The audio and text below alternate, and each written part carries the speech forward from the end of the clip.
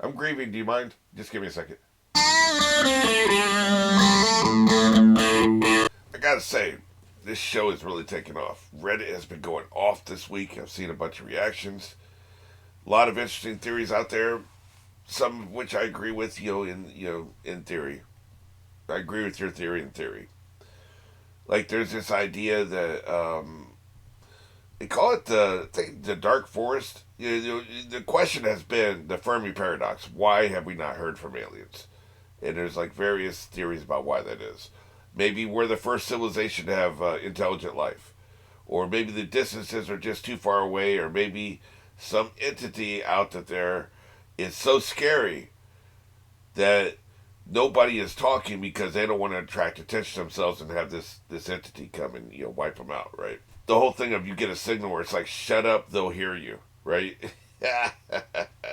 That's a famous short story. So there's also a theory. It's like, well, we don't want intelligent life like colonizing the universe. So we're going to send this thing out there. When they get intelligent enough to decipher this, they'll become a hive mind that will become peaceful and never commit violence again, and never, So then, like, all of humanity becomes peaceful. They'll never commit violence again. They'll never go out and colonize space. They'll stay here under one planet, and then they'll construct another antenna the size of Africa, and beam the signal to other parts of the universe. And this way, it just goes around the entire universe. Starts in one place, and every intelligent civilization that gets the signal becomes a hive mind, and then sends that signal out to the next intelligent civilization. So some people think the end game of this series is going to be, we're going to build a broadcast antenna the size of Africa, and then an offshoot of that theory is we're not going to reproduce anymore, and within one generation, all of humanity will have died out. Their whole purpose is they have 40, 50 years to build this broadcast antenna, broadcast the signal, and then all of life will die on Earth because you know um, that's the plan. That's how aliens get rid of all their competition. They can just go out and colonize space without having to fight anybody because the signal is taking care of everything. It's a very long term solution, right? I don't know. These are all very interesting theories, and there's like all kinds of variations and offshoots of these. I don't know that it's any of this stuff because I think it's much simpler than that. Because Vince Gilligan has said, "What if what if the pod people were right? They were actually good." And every variation that I've been hearing about, this series is they're bad people. The hive mind is bad. This is a bad thing, and we need to resist this. And I think what Vince Gilligan says is this is a good thing, and there's this one human being who's an asshole who won't accept that this is a good thing. This is actually good for humanity. It's the next evolution of humanity. And I've been thinking this week maybe the next evolution of humanity is a hive mind. We can only do so much as individuals, and there's infighting and there's wars, and we can never agree on anything, and so we can't proceed as a society out there going into out exploring the universe, individuals, because there's just too much fighting. There's too much personal stakes, personal motivations. Everything's always getting in the way. You see this with countless examples of expanse and all these other things. We actually get out the solar system, we start fighting each other. How are we ever going to colonize other solar systems if we can't even get along long enough to do it, right?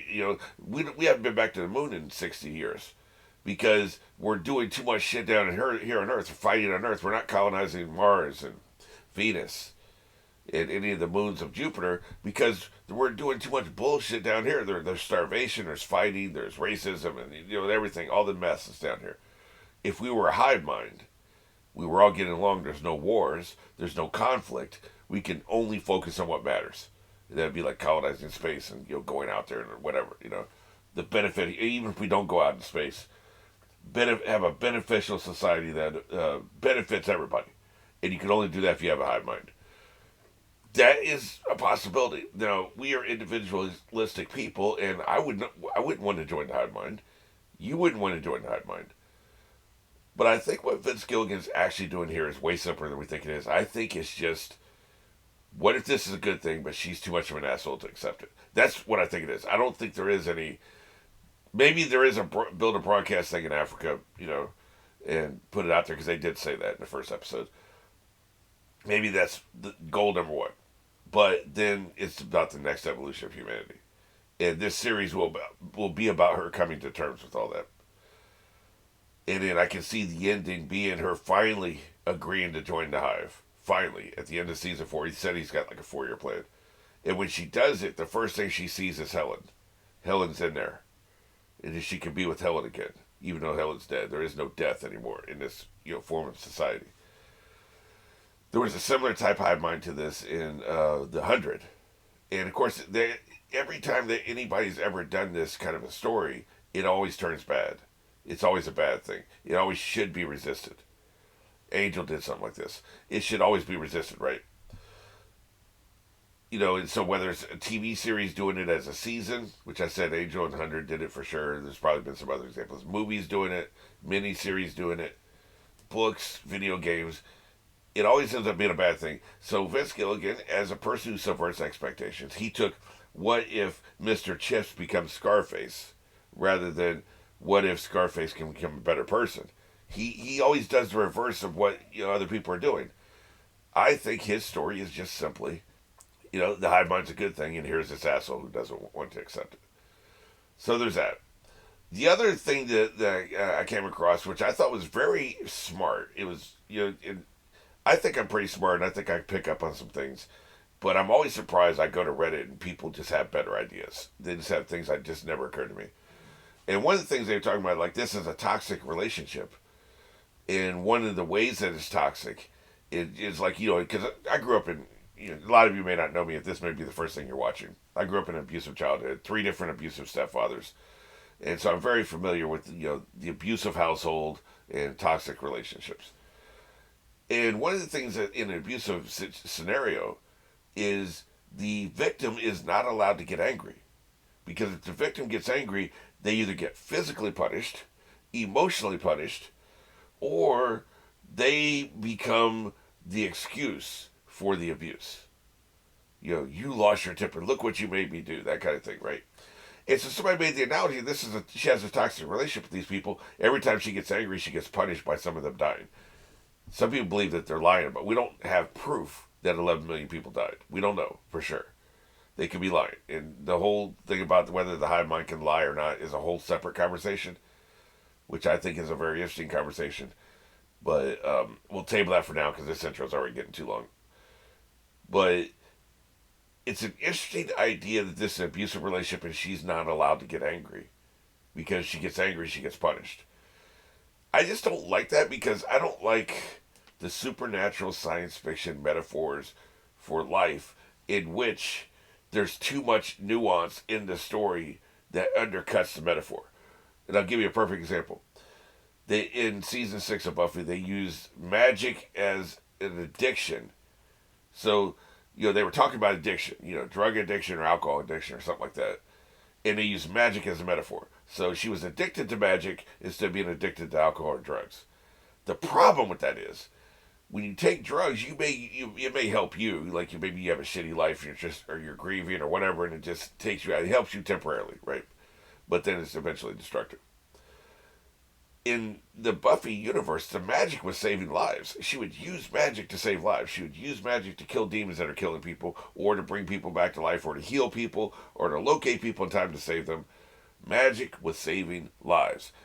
It fails as a metaphor as soon as something positive is in it that is intrinsically, objectively, without a doubt positive. Saving lives is positive. So you can't use magic as a metaphor for addiction if there's something good about it. It doesn't work. It's a flawed metaphor. So you're doing too much, and you just don't do that, right? So it falls apart, and I think this also falls apart because if they're not lying, and 11 million people really are dying every time she gets angry, you can't get angry. Whereas in an abusive relationship, you're allowed to be angry, and there should be no objective fallout and no objective detriment to being angry. There shouldn't be an objective reason why, in a toxic relationship where you're not allowed to be, express your feelings, you're not allowed to be angry. There's no reason you can't. It's just that the abusive partner doesn't want you to be because that gives you control, right? But in this situation, if they're telling the truth and 11 million people die every time she gets angry, like that's the cost is too high. She has to control her emotions. So the metaphor falls apart. You see what I'm saying? It's not a good metaphor. It's very clever, whoever it was that thought that. Like, that's a very clever connection. I've never made the connection I wish I had. But I don't think it works. And I don't think that was the intention.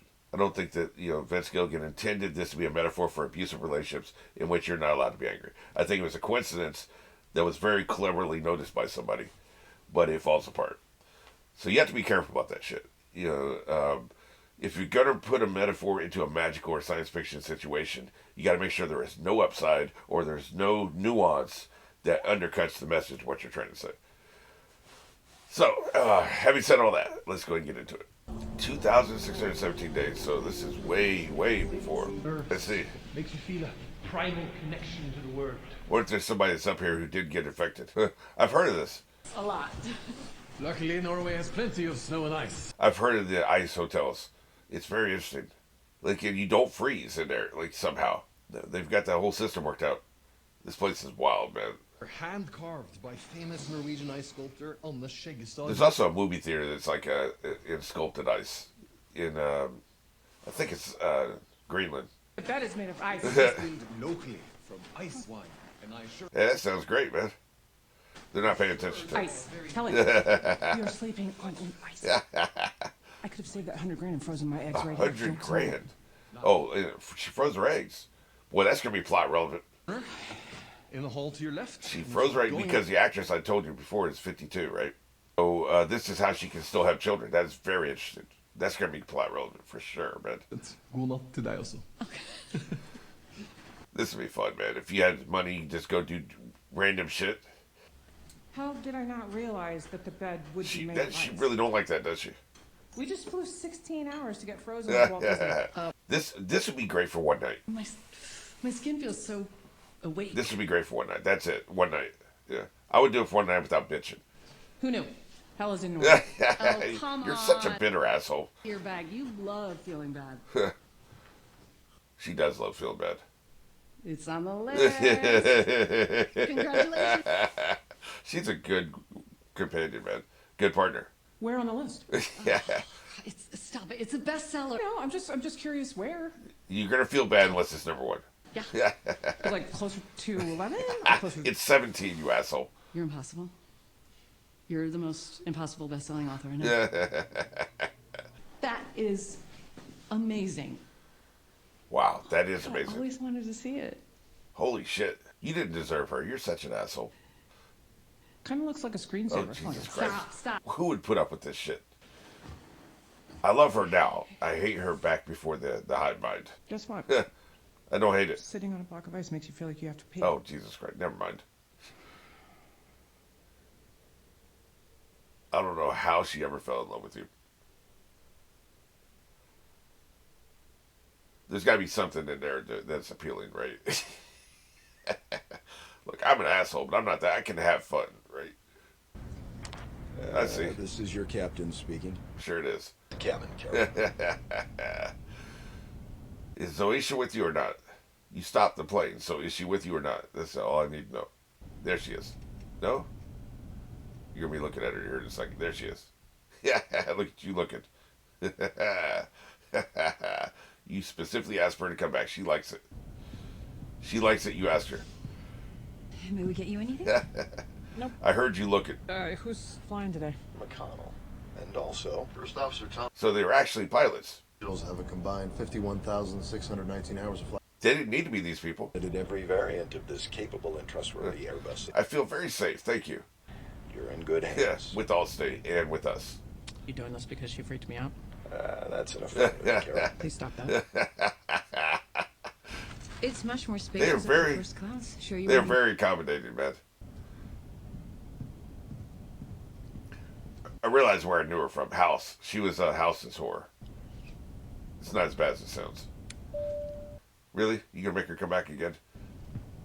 She was just here, you asshole. Back in Spain, that was... Tell me about the non-English speakers. Certainly. What would you like to know? Anything. There's Boricolak, a 60-year-old candy. Worthless? In Bali, there's Ida Dewey, 23. Possible.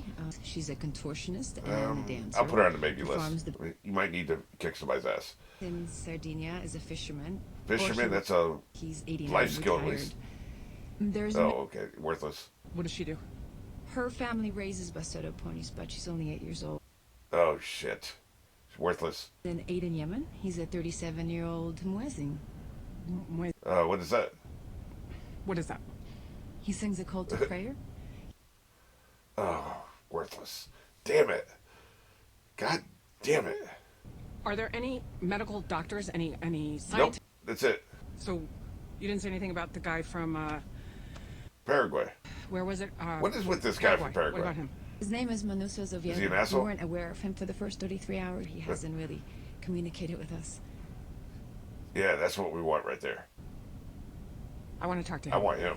He only speaks Spanish. I assume. Yeah, he is not answering the phone. He's been a bit of He's a just like you. reluctant Finally. Finally, somebody like her. She's going to have to learn Spanish. You're going to have to learn Spanish. It's that simple. Your bedside manner, Carol, could use some improvement. She's so brusque, right? Such a dick. I love it, by the way. Hola, senor. Me amo. Yeah.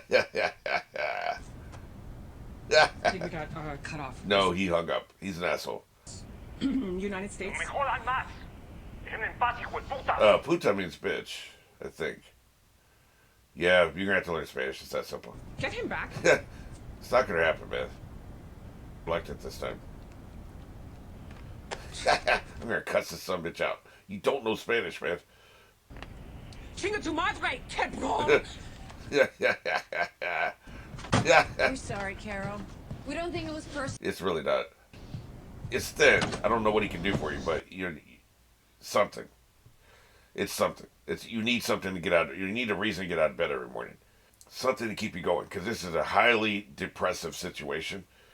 You need a goal. That first thing you have to do when you're super depressed is find a goal. Something you can sink your teeth into.